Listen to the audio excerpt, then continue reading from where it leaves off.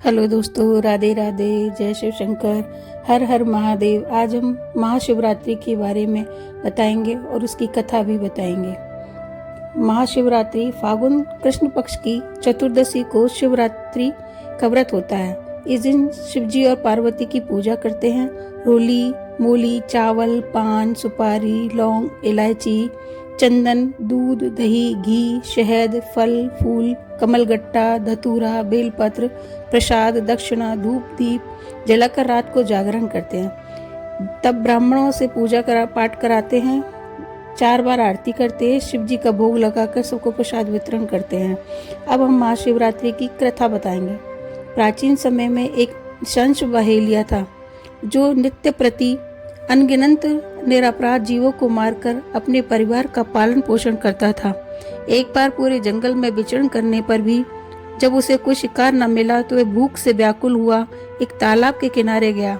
उसी स्थान पर एक बेल के वृक्ष के नीचे शिवलिंग स्थापित था। बहेलिये ने उसी वृक्ष की शाखा पर चढ़कर अपनी आवास स्थली बनाने का बेलपत्रों से को तोड़कर शिवलिंग पर ढक दिया। दिन भर की भूख से व्याकुल उस बहेलिये का एक प्रकार से शिवरात्रि व्रत पूरा हो गया था। कुछ रात बीत जाने पर एक गर्भवती हिरणी उधर अपने बच्चों को लेकर आई। व्याध उसे मारने को तैयार हुआ। झिझकती व्याकुल हिरणी दीन वाणी से बोली, हे व्याध, मैं अभी गर्भवती हूँ, प्रसव बेला मेरी समीप है, इसलिए इस समय मुझे मत मारो, मैं प्रजनन क्रिया के शीघ्र ही आ जाऊंगी। बहेलिया उसी की बातों को मान गया और थोड़ी रात और व्यतीत होने पर एक दूसरी मृग उस स्थान पर आई। बहेलिया ने निशाना साधते ही उस मृगी ने भी निवेदन किया, मैं अभी ऋतु क्रिया से निवृत्त सुकामा हूँ, इसलिए मुझे पति समागम करने दीजिए, मारिए नहीं, मैं मिलने के पश्चात स्वयं तुम्हारे पास आ जाऊंगी। बहेलिये ने उसकी बात को भी स्वीकार कर लिया। रात्रि की तृतीय बेला में एक तीसरी हिरणी छोटे छोटे बच्चों को लेकर उसी जलाशय में पानी पीने आई। बहेलिये ने भी उसे भी देखकर धनुष बाण उठाया। तब वह हिरणी कतार स्वर से बोली, हे व्याध, मैं इन छिचोने यानी बच्चों को हिरण के संरक्षण में कर आऊंगी, तब तुम मुझे मार डालना। बहेलिये ने दीन वचनों से प्रभावित होकर उसे भी छोड़ दिया। प्रातः काल के समय एक मसाल यानी बलवान हिरण उसी सरोवर पर आया। बहेलिये ने पुनः अपने स्वभाव के अनुसार उस पर बाण करना चाहा।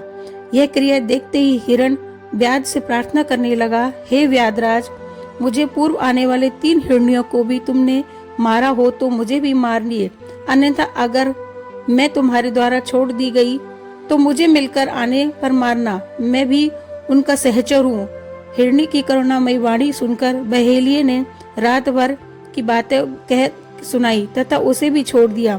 दिन भर उपवास, पूरी रात जागरण तथा शिव महिमा पर बेलपत्र गिरने या चढ़ाने के कारण बहेलिये की आंतरिक सुचिता आ गई। उसका मन निर्दयता से, कोमलता से ऐसा बदल गया कि हिरण परिवार को लौटने पर भी न मारने का निश्चय कर लिया। भगवान शंकर के प्रभाव से उसका मन इतना पवित्र और सरल हो गया कि वह पूर्ण अहिंसावादी बन गया। उधर हिरणियों ने भी मिलने के पश्चात हिरण के बहेलिये के पास आकर अपनी सत्यवादिता का परिचय दिया। उनके सत्याग्रह से प्रभावित होकर व्याध अहिंसा परमो धर्म का पुजारी हो गया। उसकी आंखों में आंसू झलक आए तथा पूर्व कर्मों का पश्चाताप करने लगा। इस पर स्वर्गलोक से देवताओं ने व्याध की सराहना की तथा भगवान शंकर ने 2 पुष्पक विमान भेजकर बहेलिये तथा मृग परिवार को शिवलोक का अधिकारी बना दिया। हर हर महादेव।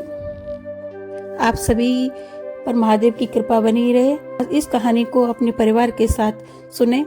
महादेव और पार्वती की आप पर असीम कृपा रहे, यही हमारी शुभकामनाएं। हर हर महादेव।